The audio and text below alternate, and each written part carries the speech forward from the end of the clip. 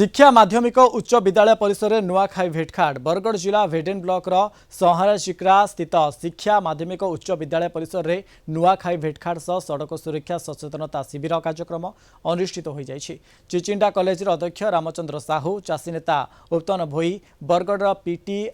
ललाट लुहा, बीजेपी जिला सभापति अरूपानंद साहू सह अनेक मान्यगण्य व्यक्ति विशेष भाव उपस्थित रही। आज आम शिक्षा गोटे नुआखाई भेटघाट से सड़क सुरक्षा मीटिंग जेनकि नुआखाई भेटघाट से अनेक लोक सहयोग आम सड़क सुरक्षा जो जीवन दूसरी से तो केंद्र लोक आम बचे पार्म सचेतनतार गोटे बार्ता दे पार्म से आम प्रयास आसू सब मिसिक केंद्र सड़क सुरक्षा के आम आगे बढ़े पार्म लोक जो सड़क सुरक्षा जीवन दूसरी ताकि कम आम कॉलेज करवार मेन उद्देश्य है टीचर्स मान आम 22टा हाईस्कूल टीचर्स मान